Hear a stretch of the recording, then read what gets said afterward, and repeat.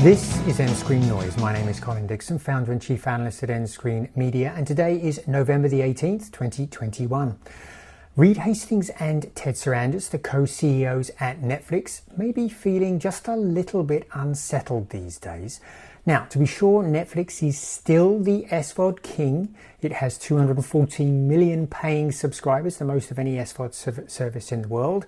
And in the US, 1/5 of adults identify it as their default source for television viewing. But signs are that competitors are catching up. For example, Disney is only 35 million subscribers behind Netflix at 179 million. And the number of US adults that say that Netflix is their default for TV actually fell 3% over 2021, while the competitors, the top 4 competitors, together increased by 4%. So while it's not cataclysmic, there are signs that competitors are beginning to make inroads into Netflix's dominance. But the company is not standing idly by.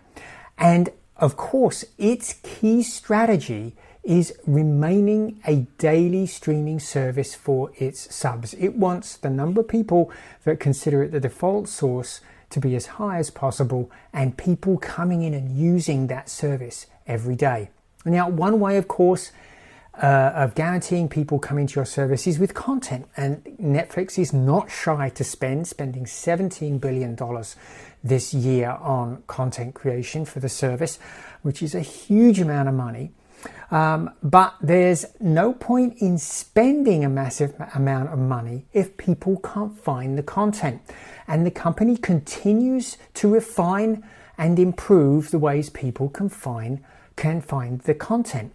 And they've made 2 very savvy moves, I think, in the last few weeks.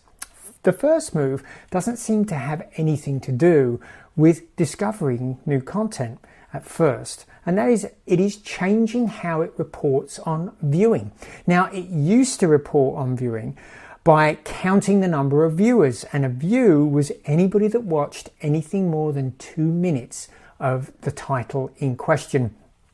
And this allowed it to claim that Bird Box had 80 million viewers of that movie. That's well over half of Netflix subscribers at that time.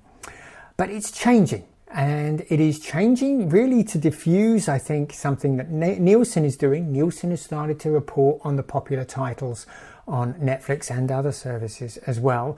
But its report is about 28 days delayed. But now Netflix is going to be reporting the total number of hours streamed by title. And it's actually already doing this. You can go check this out yourself and just type in your browser top10.netflix.com and you'll find this listing.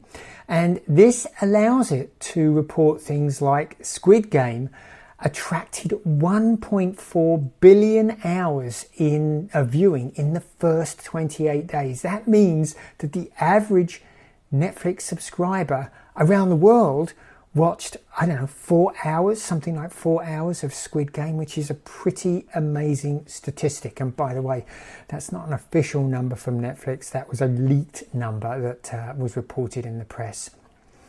And in fact, next year, they're planning on having these numbers audited by an independent accounting firm called EY.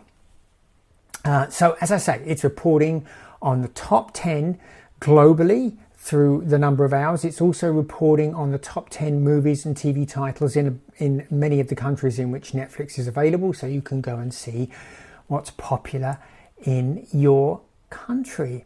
And that is how I think this is really going to help Netflix, with people helping Netflix's customers in each region find what's good to watch.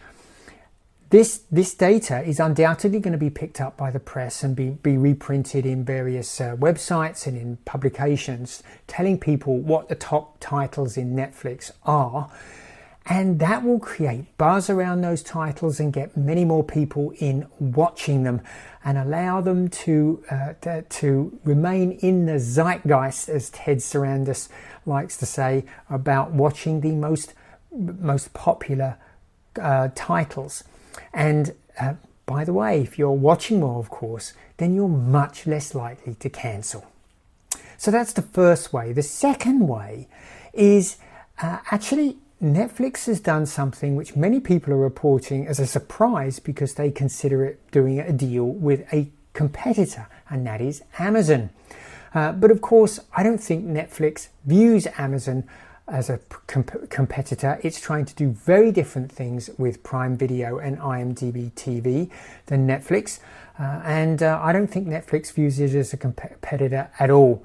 So what is it doing? Well, Amazon and Netflix are working together to bring a new feature to Fire TV devices that are Alexa enabled.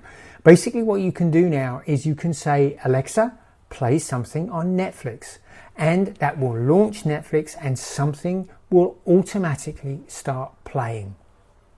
Now, this seems to be the equivalent of clicking that play something button under your profile picture when you first start up Netflix. It seems to be the same thing. But basically what's going on here is that Alexa automatically launches Netflix, tells it somebody just asked to play something, and Netflix will use what it knows about you as a viewer to play something that it thinks you will like. Now, this is already available in the US and it's rolling out in the rest of the world.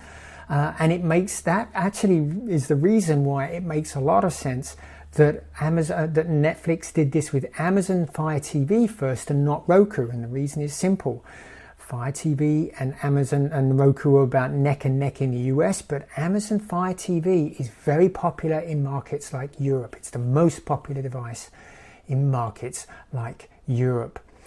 So there are two things that Netflix is doing, which I think are very savvy, very good ways of increasing the buzz, helping people find more stuff to watch on Netflix and keep them perceiving Netflix as their default TV service. Now, if you want to learn much more about this, you can actually listen to a full podcast version, audio podcast version of this. Just come to the website and you'll find it with this posting of this video. And while you're there, why don't you sign up for our newsletter, daily or weekly, and it's free. We'll see you again next time.